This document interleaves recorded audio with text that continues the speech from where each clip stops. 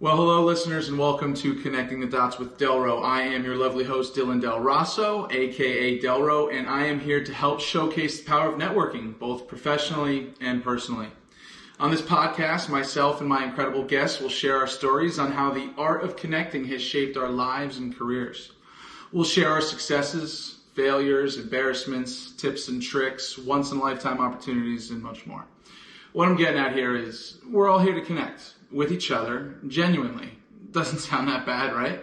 Well, listen, you'll be hearing plenty of me, so let's get to it. Welcome to the show.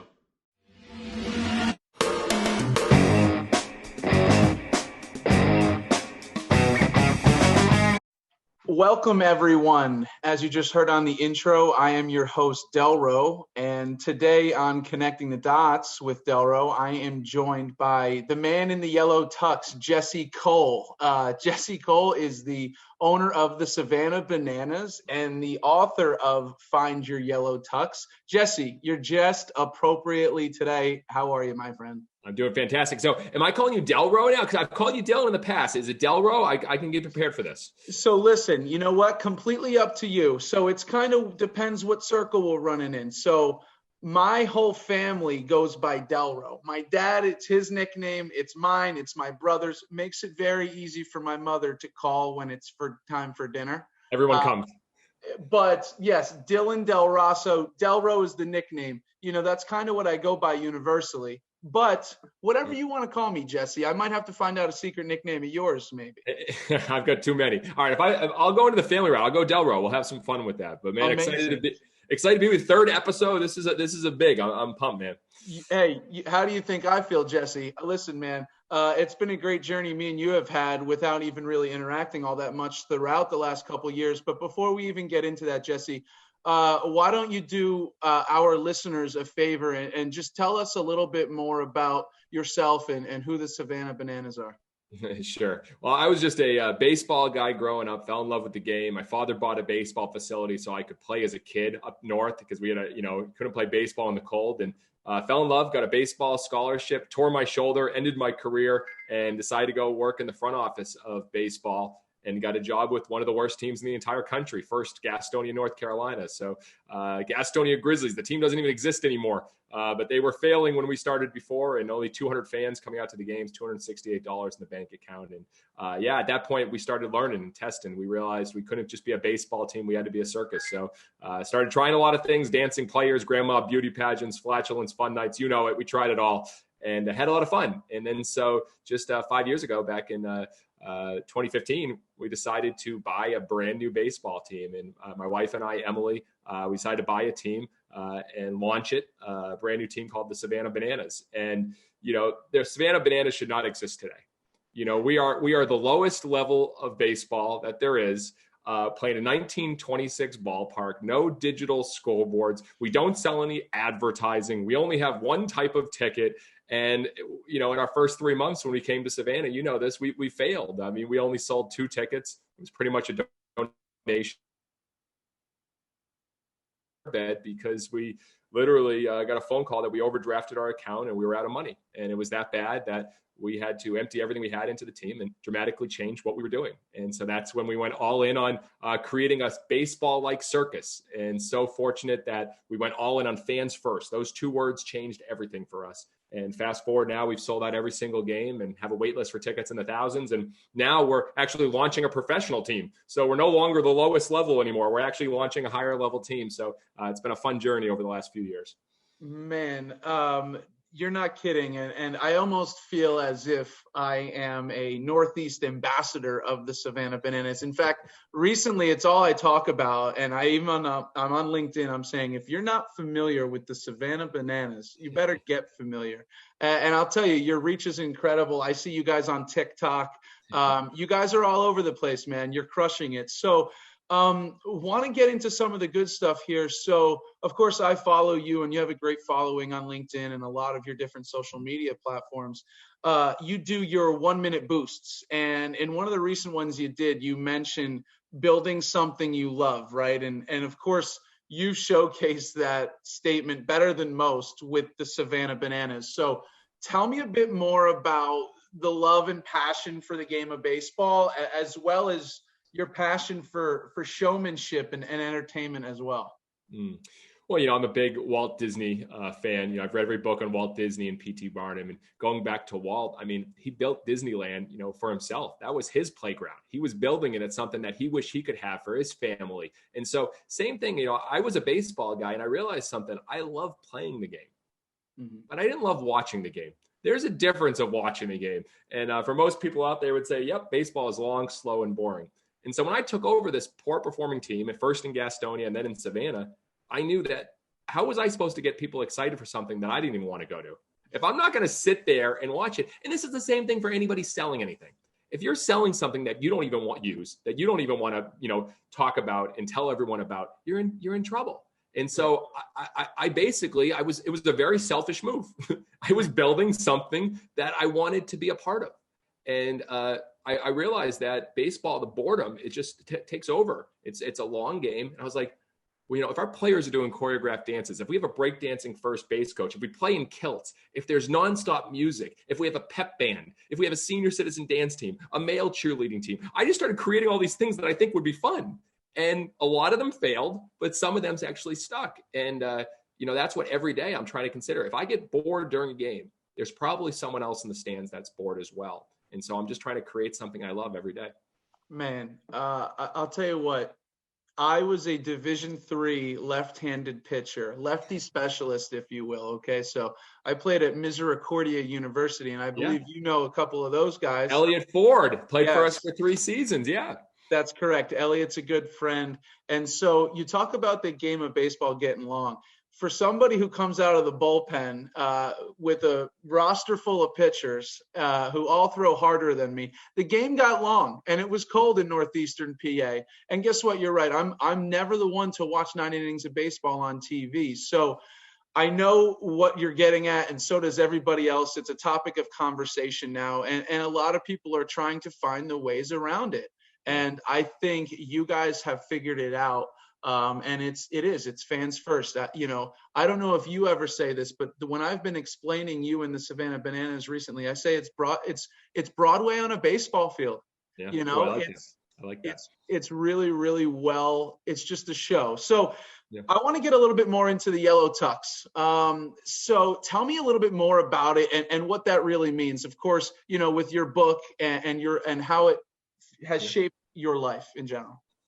Yeah, well, I mean, same thing. Going back to building something I love, I realized that if we're putting on a show every night, and remember back then having the world's largest pillow fights on the field, pieing people in the stands. I mean, we did some weird things. Gave 100 hot dogs to one fan in one grandstand, and 100 buns to one fan in another grandstand, just to see what would happen. I mean, we were constantly trying things out, and I was like, well, that's not me. If I want to be like, a show and put on a show, I got to be dressed that part. And so it was really just kind of a coincidence. Our first game in 2010, back with our former team, I called my buddy who had a bridal formal shop, and I said, "Hey, Raj, I need a tux." He goes, "What event do you have coming up?" I go, "The season." He goes, "What do you mean the season?" I go, I want to wear a tuxedo during games. He goes, "Jesse, it's hot as crap at the games. How are you going to do it?" So he's like, "Good luck." I was like, "Give me one." I want that, because that's how P. Barnum did. And I've always, loved what P.T. Barnum did. He gave me it, and the first night it was 101 degrees, and I almost melted. I was like, this isn't going to work. So I went online. I said, is there any ones that actually is yellow and that fits our team colors? And I found it, brightcoloredtuxedos.com. I got it, and I put it on. And it was all just, there was never a bunch of thought into it other than just, hey, let's amplify the fun. Let's be about it. This is who I am. I'm putting on a show. Let's amplify it. And what happened was, I was able to be myself even more so. It was the best version of myself. When I put on this tuxedo, I was all in on the show. I was on stage having fun. And it became kind of almost like a new identity, on steroids. And so, as I started realizing that, I was like, everybody has something that makes them stand out. It doesn't have to be actually a tuxedo, but what is it? And put the pedal to the metal on it. And so, I own 7 of these. I proposed to my wife. I proposed to my wife in this tuxedo in front of a sold out crowd. And she actually said yes. So she knew what she was marrying. She knew what she was getting into. And we're still married. And we have a banana baby now. But my point is it's really embodied. But more than that, when you look at a team standpoint, and I know people listen to this, there's going to be some leaders, people that work with you that are looking for inspiration. Well, you set the tone by how you act, by how you dress, by what you give permission to your team to do. when I'm wearing this in our office in January, I am giving our permission to our team to have fun and to not take themselves too seriously. And if you look, I mean, we have Dolce and Banana underwear. We play in kilts. I mean, we do so many things that are silly, and it starts at the top. And I really try to set that tone for our team. Man, you know, you can tell how passionate you are about this, man, and you just bleed yellow, I guess. It's absolutely fantastic. So I want to shift a little bit more towards the business side of this. Yeah. So and this is a little bit more, I guess, about your separation factor, right? So this is something, you know, as a full-time connector and networker and mentor to many, I try to get one of these messages across, and it's like, I befriend people genuinely, which makes me no longer competition to anyone, right? It's this concept of remove yourself from the competition, right? Separate yourself from it.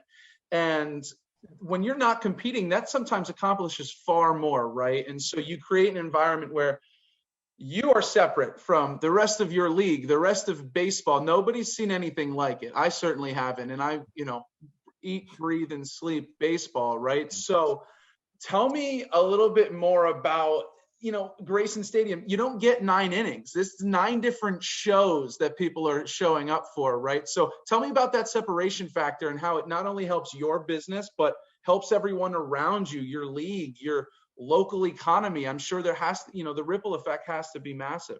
Yeah, well, there's 2 things. There's competition, and then there's what makes you different. And so competition, I get asked that question, well, what about your competition? Yeah, I don't think about the competition. The only competition is ourselves.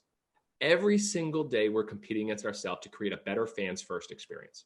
And if you do that, you end up winning against any other perceived competition. You know, what is competition? You say, well, you know, a new minor league hockey team's coming to Savannah. And I was the first one interviewed on it. I said, this is great. And they're like, what do you mean this is great? I go, because we're going to have to, both of us are going to have to compete harder against ourselves to create better experience. It's for the fans. It's for the community. It's not for who gets whatever. Like, that's not what it's about. Mm-hmm. And so I think that's really important. And for us, we are constantly trying to figure out what makes us different and what makes us the only. But again, that's that same competition. So I think everyone else, you know, I will say this, competition is getting more and more harder every single day. And here's why. Because you're not competing against people in your actual industry. You're competing against Amazon, Chick-fil-A, Disney, Ritz-Carlton, Netflix. And you know what? Those are the 5 companies I probably learned the most from. And, you know, I'm constantly studying them because if you put that into your industry, you win. You know, I mean, the way Chick-fil-A serves, how fast they serve people. Amazon, 1 click, you know, you can get whatever you want. They're constantly inventing. You know, Disney and Netflix, they are entertaining nonstop with new things constantly. They are doing things for their customer. You don't see ads on Netflix. They win. That's one of the main reasons we don't have ads at our ballpark. I was like, I don't want the YouTube experience. I want the Netflix experience. Skip ads, skip ads, skip ads. I don't want to do that. So again, I think it's very clear that when you compete against yourself. And when you can ask that question, what makes you different? I just proposed this. I was like, you know what? We talk about it, but we don't have anything on our website. And I challenged our team. I go, guys, write down every single thing that makes us different that no one else is doing. And we got a great 1-pager. It's going to go on the website. Do you have at least 1, 2, 3, 4, 5 things that you can say you're the only one doing? And when you do that, you don't have to market. You're right. You don't have to, all you have to do is just talk. You know, you don't have to just talk and share, and your customers will do the sharing for you. So again, I think that's competition is a word that I just don't think too much about other than we talk in ourselves, how are we getting better every single day for our fans? I don't know, man. You leave me speechless. You just make too much sense, man. I love this. I tell people, you know, I don't think I have the capacity to overthink things, you know, and I think there's no time for it. You just have to go create, take risks, see what happens, man. And you're a shining example of that. And I love that. You said create. You know, we're so focused so many times on consuming and watching and just create, you know, keep coming at bat and trying things. You mentioned me on LinkedIn. I've probably posted 3,000 things on LinkedIn. 2,900 people could care less about, but there were a few that actually made sense. My point is no one's thinking about what happened in the past. I mean, you know, everything about Walt Disney, he was always moving forward. He was always thinking about what's next. And I think that's so important for us as leaders to not get bogged down on what happened that didn't work in the past. Just say, move on. What are we going to try next? What are we going to try next? And that's why, like, so many things that we do, everything's based on experiments. I mean, we're playing a new game that's no one's playing before. The game is ridiculous with the rules. Banana ball. I mean, if a fan catches a foul ball, it's an out. Like, that's a crazy rule, all right? But we're trying it. We're putting drones during games. We're miking up players. We're letting fans determine who's going to pitch in the game, who's going to hit during the game. Fans are determining the lineups. That's crazy, but we're testing it. And one of the reasons why Walt Disney and Disney World became so good at what they did is because they were testing in front of a live audience every single day. Disneyland and Disney World were open every day. So they were learning faster than anyone else. How fast can you learn? And you learn by doing. And often we think, and we don't just start doing. And that's what we try to do. And that's why we learn more. I love it, Jesse. So here's what I want to do now. I wanted to, you're already no stranger to anybody listening to this, because of course you're fantastic at that, but some rapid fire icebreakers, just a couple quick questions. Bring it, man. Nothing heavy. We'll see what happens. All right. Favorite movie? Ooh, first one comes to mind, Greatest Showman. But here's the one where I lose my man card. Love Actually. Yep. Sorry, I went back there. All right, good romantic comedy back in the day makes me smile. Next one. I'm all over it, and I have to tell you, I was really hoping you said The Greatest Showman, and you nailed it, man. I'm happy. All right, best concert or show that you've ever been to? Oh, great one. Got to go back. I in high school, I went to my first Dave Matthews Band concert. People can say what they want about Dave Matthews, but as far as a live performance, and between the violin and the saxophone and the jazz, and every night is different. I've learned a lot from Dave Matthews Band. They actually took the show on the road and they started performing, and there were no albums out. And they would go to different cities. They would go to different college campuses, and everyone was singing the songs from them, and there were no albums, and they weren't on the radio. How did that happen? It's because Dave Matthews went to so many different cities, and they encouraged people to record them on cassettes and trade the cassettes. Instead of saying, hey, we're going to make all our money on records, they said, no, it's all yours for free. Spread it, share it. And they came to cities and built an unbelievable grassroots following. And that's one of the reasons I'm a big Dave Matthews fan as well. Man, I had no idea. I will tell you, I have a lot of people in my close group of friends who are obsessed with Dave Matthews Band, and they're going to be happy to hear that. Couple more sports affiliations outside of the Bananas. Do you have favorite pro teams? I would probably be crucified because I grew up in Massachusetts. I was bat boy for the Red Sox when I was 5 years old, and I pitched at Fenway when I was 20 in an all-star game. So, I guess I will always have a little bit of the Red Sox, but I'll tell you, it's weird. After they won in 2004, and my roommate was a Yankees fan, and we were playing at school, and it was the most intense week of our life. So the Red Sox were playing the Yankees. Been there, done that. And I'm more focused on more entertainment and shows than sports at this point. So if I had to say, I would say the Red Sox. But other than that, moving forward.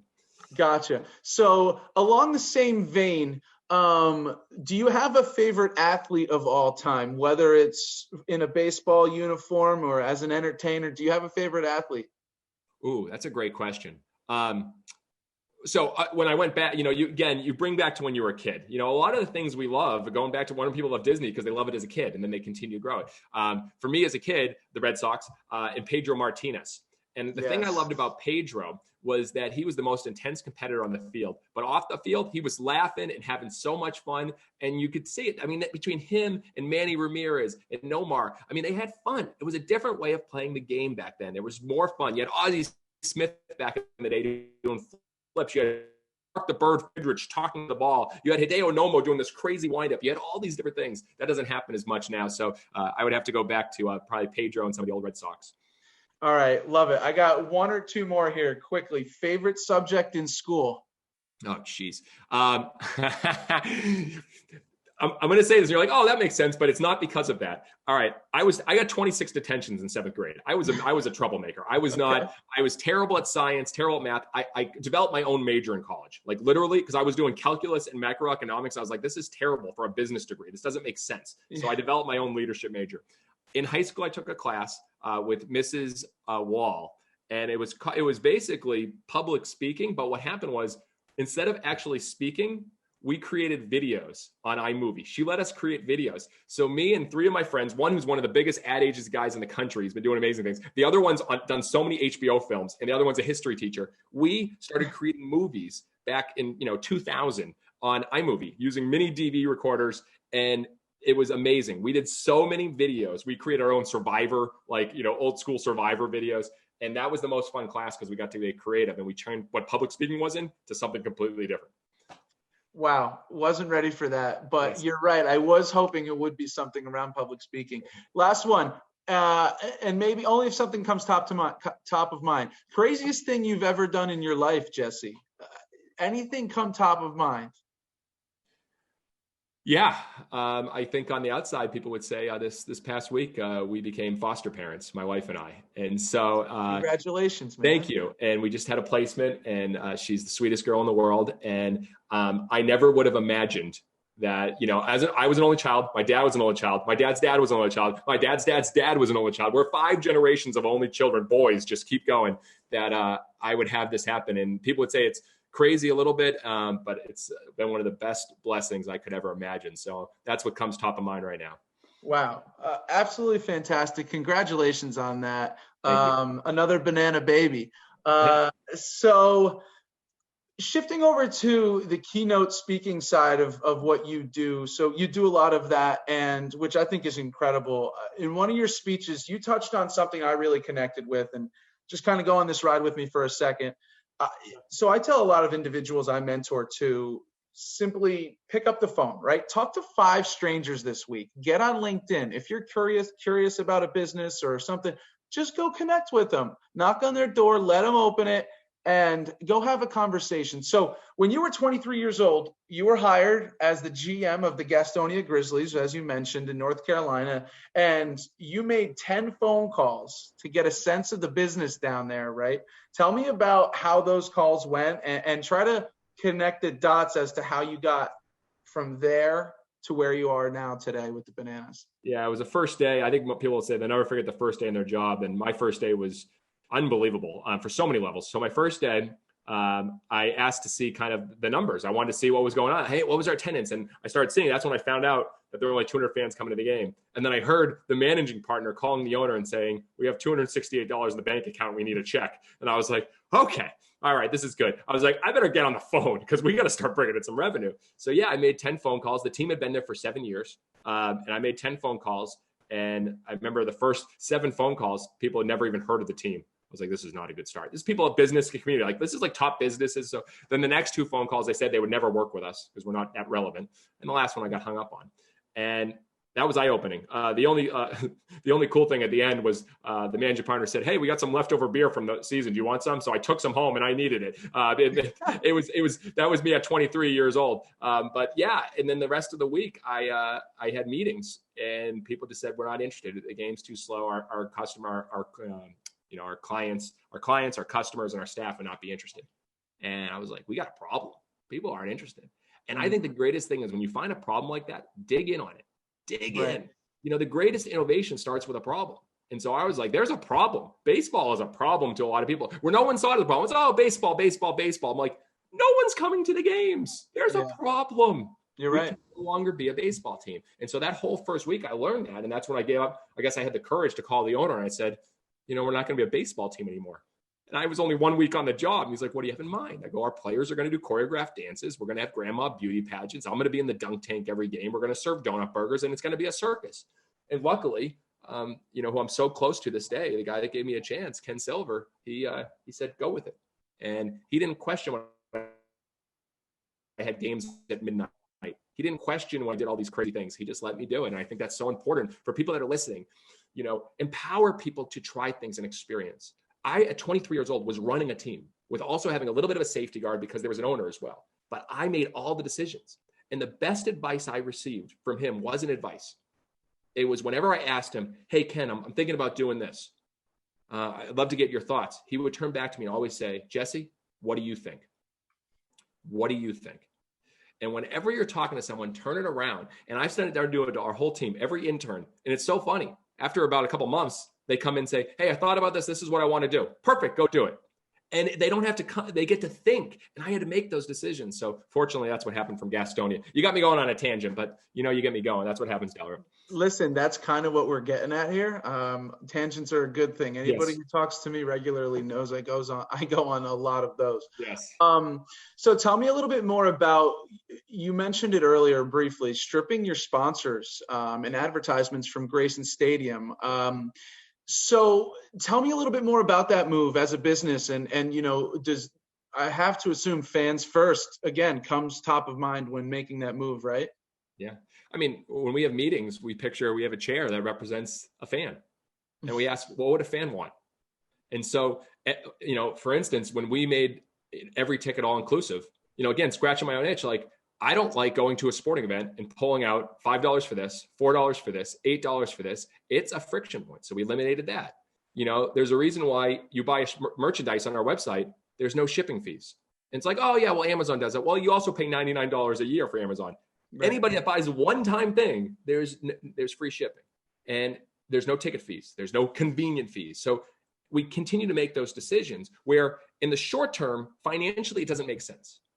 But if you're focused on short-term profits, you're in trouble. We're focused on long-term fans over short-term profits. And when you focus on long-term fans, don't worry, the profits will eventually take care of themselves. And so when we started looking at all the decisions, we were like, all right, all of these ads around the ballpark, announcements, do fans come to the ballpark wanting to be sold, advertised to, or marketed to? Does someone want to see an orthodontist or a realtor or a law firm on is that I can't wait to get to the ballpark. I can't see what the law firm signs up there. Oh, look, another law firm ad. And I'm not saying that negatively about our partners. They were great partners. But moving forward, I don't believe it's the best way to advertise for a partner. And I don't believe it's best for the fan. And so when we ask that question and we look even at the numbers and say, this is hundreds of thousands of dollars, which we made this decision on February 25th and announced it in 2020. So 2 weeks before the pandemic. So 2 weeks before there was zero ticket revenue coming in, we said, let's throw away hundreds of thousands of dollars. This will be a great business decision. And then on top of that, we surprised our team with a trip to Disney the next week with their spouses and significant others, which was another thousands of dollars. And then a week later, we're shutting down because of the pandemic. Timing was great. So but it's a decision we'll make over and over again. And what's happened, and I'll say this, and this wasn't the intention. The intention was to hopefully get more people that believe in our brand, what we do, and just continue to say, wow, these guys really, every decision they make, they're thinking about us. Our merchandise is up over 100%. Whereas most teams, they get a brand new team, they go down. They have their first year, it's big. We're going up, up, up, up. And every day from all over the world, we ship globally.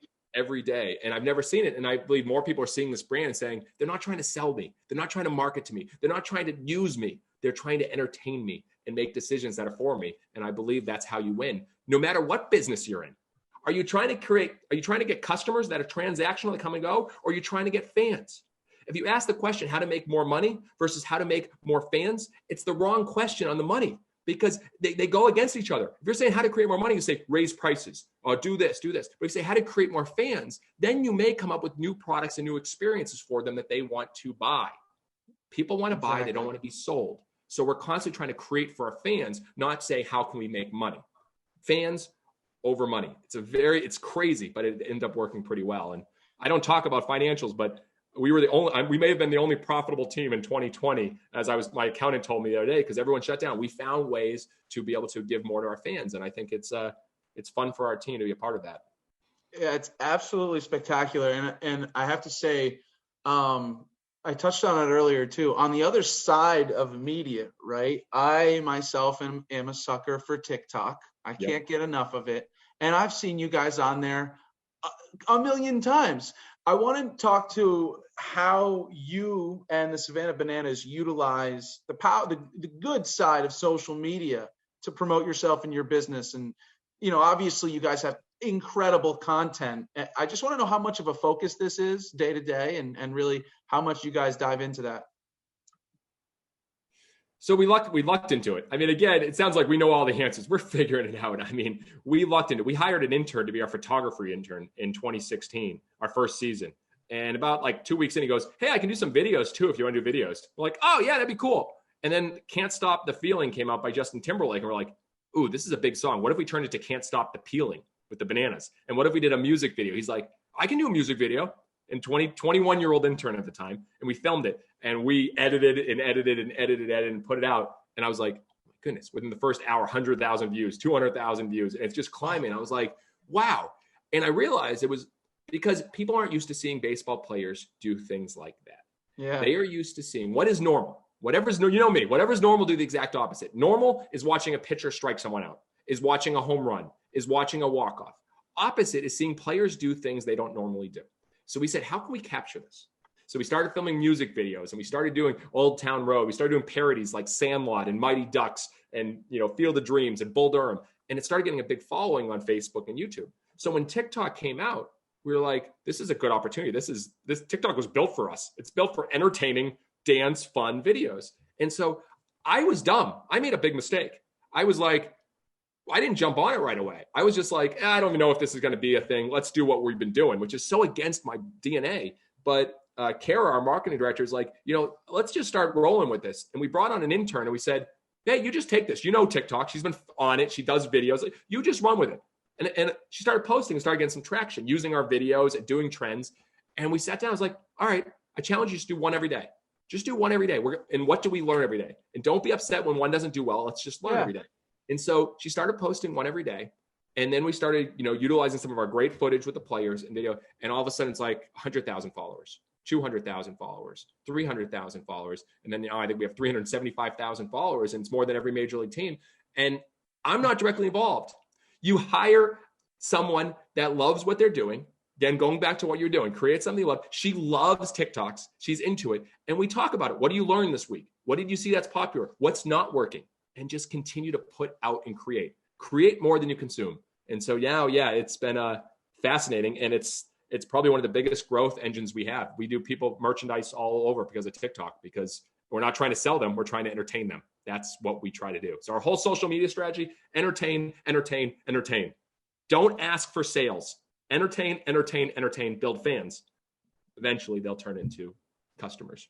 It's, you know, you got me thinking of, you know, before the Savannah Bananas were the Savannah Bananas, the YouTube videos or the content, the baseball content that was most consumed and also shares the most of my memory as a college athlete were like the tarp, the rain delay antics, when the tarp's over the field and the relay race around and the dance competitions. I remember playing tic-tac-toe, passing a ball, drawing on it to the other team. And, you know, those are the videos that blew up with millions of views, right? And so, I don't know. It's so interesting that there's something to take from this. So anybody that's listening in a business context, what is typical in your industry? So what are the typical, like, all right, I work in this office. This is what we do. If you show that office or your people doing things that's out of the norm, that's fun, it will win. And so like, that's what we're constantly thinking at. This is the normal way baseball players are showing. Yes, when you're showing the guys doing all those crazy, I mean, I've seen all those rain delay videos. I mean, they're bowling, they're hunting. We've got some ideas from that. It's fun. But it's why, like, all right, that's why I'm literally hiring a breakdancing, a professional breakdancer right now to be one of our umpires. Because I'm training him to be an umpire. How hard is that to find an umpire who can also breakdance? No, see, you're looking at the opposite way. This is actually really key. That's what most people would do. Okay. You hire a break dancer and you teach them how to be an umpire. Getting an umpire to become a dancer is much harder. You got to find, like, our breakdancing first base coach was not a baseball coach. All right. He was a breakdancer. Correct. We hired a professional wrestler to be our intimidation coach and do the haka. And he actually wrestles during games with the other team. It's crazy, all right? You don't just hire someone, turn them into. You hire someone that their specialty is that, then put them in the context. That's kind of the difference that we look at. So if you start seeing an umpire that's doing a split on a strike three call or doing the moonwalk, making the call, that will stand out because you've never seen it before. It might flop, it might not work, but there's a better chance because it's different. Time.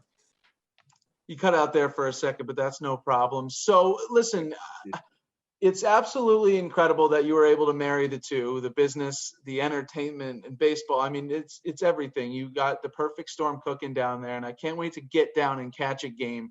I want to touch on something. You know, this show is showcasing the power of networking, right? A question I wanted to ask you, and I think I want to ask more people as I go on with this journey is, and I want to get this message out, is when should networking result in business? Okay. So like, I know if you can take a step back outside of your ownership, I have so many people coming out of college trying to find their job, or not even a job, their career, their life passion, right? And they're doing all this networking. And I see a lot of people coming to me and asking me, well, I don't know when to close, or I don't know when to make this relationship from a friendship into, hey, listen, I want to ask for some business. Can you touch on that a little bit? When should networking result in business? So let me try to put it in context. So I think people in general, when you're looking at turning it into business, I think that's the wrong approach. So when people reach out, I say, hey, I want to work in sports. I go, well, where do you want to work? I want to work for this team. I go, all right, what have you done for that team? They're like, what do you mean? I go, what have you provided for that team? You go, what do you mean? I go, give something. Yes. Give first. So give without asking for anything in return. And I think that is, I had one of my college roommates, it was hilarious. He was a baseball player, but he loved football. He never played football in his life, had known nothing about football, but he started reading Urban Meyer's book. He goes, I want to be a football coach. I go, well, you got some things going against you because you never played and you never coached, you know what I'm talking about. And I said, but you can do it. He goes, what do you have in mind? I go, where do you want to coach? And he listed like 10. He goes, I'll coach anywhere. I go, drive there, 10 hours, 12 hours, show up and say, I'll do whatever. And he did that. And he knocked on doors and he got a job. And he ended up coaching Division I SEC college football. Oh, now he's running a whole thing. And he did that with no college experience. He went and showed up. I'm going to do there. You don't need to give me anything. I want to be there. That passion. If someone shows up at my doorstep and starts giving, literally, hey, I'm going to start creating this. I see this. I'm going to start doing it without asking for even getting paid. That sounds crazy, but you'll find an opportunity. So again, it's going back to the thing. People want to buy. They don't want to be sold. Most networking is people selling themselves. Yeah. So when you turn networking around and say, you know what, I'm going to present here. I'm going to give. I'm going to add value to this group. And then someone may just want to buy. Yeah. So for instance, a lot of times when I have an idea of someone I want to hire, and I think it might be them, this has happened 3 times. So this is actually good. This is interesting. So when we did all you can eat food, Dillon, this is crazy. All right. So I switched from DelRo to Dillon there. That's a switch. No problem, man. Go with it. When we were trying to get someone to do all you can eat food at our stadium because we never did it before. We weren't food operators. We're still not food operators, but we had to find someone. And we reached out to this one group and they said no. And then there was this one guy who owns a restaurant in town, and he was a big supporter of us. At first, he was like, who are you guys? But he got to learn what we're about. Yeah. So what I did is I called him and I said, do you know of anybody that could do this for us? Who could be a part of this? I didn't once say, will you do this for us? Yeah. I asked, who do you think? This is what we're looking for. He calls me the next day. He goes, I'll do it. A couple of years later, same director of entertainment. I reach out. Hey, we lost this. We're looking for this. All these different things. Do you know of anybody? Calls back the next day. I'll do it. They were buying. You see what I'm saying? They had an opportunity to buy into something as opposed to me selling them on a job. They had to find that themselves. It's the same thing with a great idea. You have to have ownership in it. You have to believe in it. You have to get buy-in. So when you're networking, how do you present yourself out there and give so that people can buy into you as opposed to say, hire me, hire me, hire me?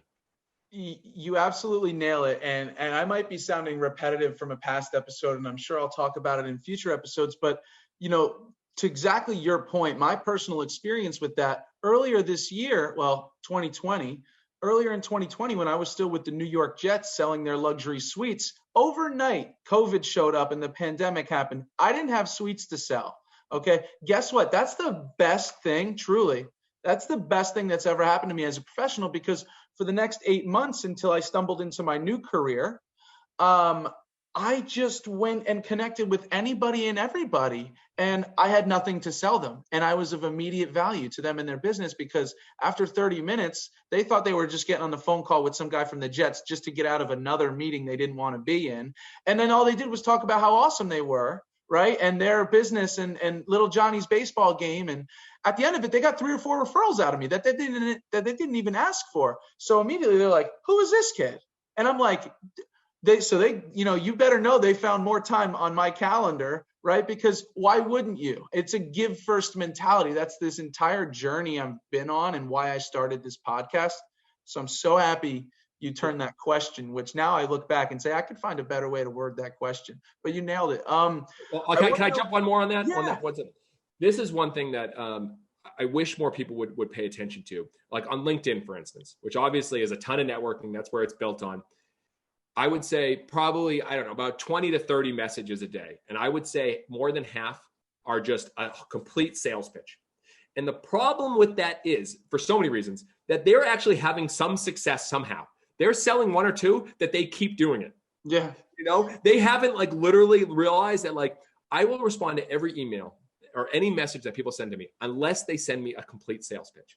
If they say something like that, if they're like, hey, we got health insurance for you, we got new insurance for you, we got this, I'm like, guys, you don't know anything about me. You don't even know anything about us. Like, you're just trying to sell. And it's so simple. So I just wish people would think about on LinkedIn, when they reach out, what value are they having in this message? Or simple as thank you. Hey, I saw a post. I read an article. Just thank you. That inspired me.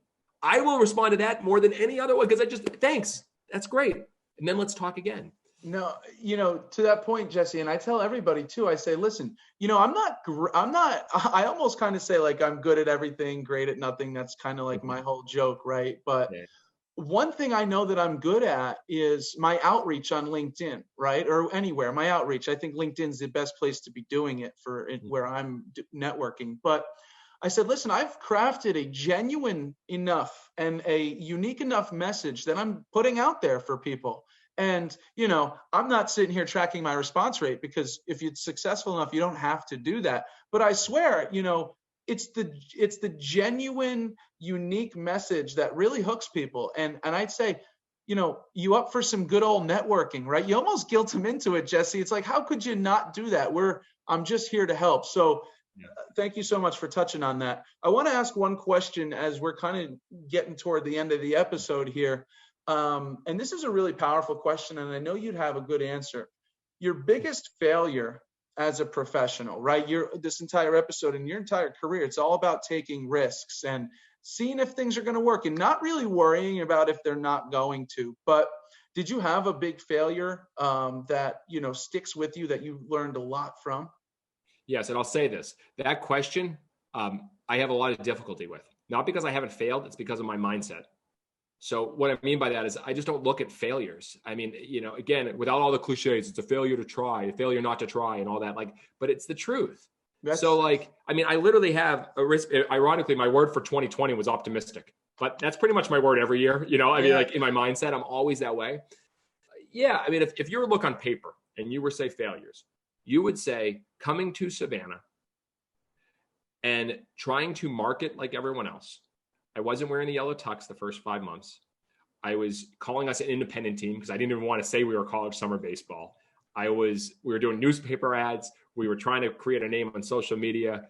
We were acting like everyone else, and we failed dramatically. I mean, to come into a team and go from zero debt to $1.8 million in debt that my wife and I went from, to selling the house, to literally going, I remember right after we got the airbed and we had to go grocery shopping that week. And Emily and I, we went to Walmart, and I remember vividly, we said we have $30 to grocery shop for the week.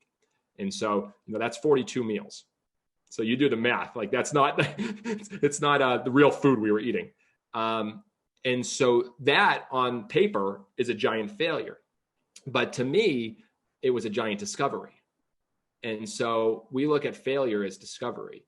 And what are you discovering every day? And so because of that, we realized we were being like everyone else. We were too afraid to stand out. We were trying to fit in, that we ultimately almost went under. And it wasn't until we chose to be the Bananas when no one wanted the Bananas. I mean, no one wanted the Bananas name. I mean, it was when that came out, we had so many messages. I mean, we did a mean tweet video about it. I mean, literally on YouTube saying the owner should be thrown out of town. You guys are an embarrassment to the city. You'll never sell a ticket. Leave our town now. I mean, it was brutal. It was fan voted, right? Well, no, it was not fan voted. It would definitely not be fan voted. We had a fan suggestions. Gotcha. Okay. And so we got 1,000 suggestions, and only one suggestion was the Bananas. Only one. But we knew we had to do something. We had to do something to create attention. And so we chose the Bananas, and that was it. And then it took time for them to realize the fans first approach. So that on the outside was a very big big failure, but probably the best thing that could have happened to the bananas. And so was 2020. And every single failure and challenge that you have is the best thing that can happen to you if you can look past that immediate pain that you suffer. Yeah, absolutely. I'm telling everybody around me, I said 2020 and this pandemic was the best thing that's ever happened to me, man. Yeah. So absolutely incredible. One question I like to ask toward the end of the show here is, and following the sake of the show and what we're doing, is who are you looking to connect with next? What message are you trying to get out? Who are you trying to help? Who can help you? What's next for you? Well, I'll be completely transparent here. I've reached out to the head of Feld Entertainment. I've reached out to the head of the Globetrotters. I've reached out to some of the I'm reaching out to Cirque du Soleil people. I'm reaching out to the top entertainment people in the world. And, as Mark Zuckerberg said, you got to hire people better and smarter than you. And I'm trying to reach out to some of the people that are the best. I mean, Feld Entertainment, they ran the circus for all those years, and then they have Disney on Ice, and they have motocross, and they have all that. The Globetrotter's been global. So as we're trying to take the show on the road, that's who I'm looking out to, people that are doing this, because there's a reason why there's no baseball team traveling around the world right now. It's not easy. It's not an easy model. And we're traveling with 90 people on our One City World Tour, and including our pep band, our male cheerleading team, our man-anas, everyone. The model is it's almost unscalable, but that's what excites me. So I'm going to reach out to people that have done it before. And that's who I'm trying to network with, those, not people in the baseball industry, people in the entertainment industry, the touring industry, concerts, venue, all that. That's where I'm trying to learn from. Well, absolutely. I love everything you're doing. The bananas seem to be on the road in the near future here. So Jesse, you're fantastic. That's all I have for you, man. You have been an absolutely fantastic guest here. Lucky number 3. I appreciate you taking the time. And I don't know. I have nothing else to say. Thanks so much, Jesse. Thank you. And I'll say this about you, my friend.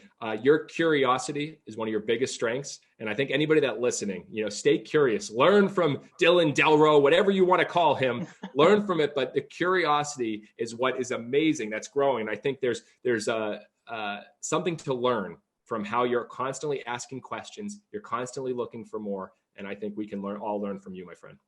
Jesse, thanks so much, man. Really appreciate it. And to the listeners, we'll see you next time. Thanks so much. More information on the Savannah Bananas can be found at thesavannahbananas.com. More information on Jesse's book, Find Your Yellow Tux, can be found at findyouryellowtux.com.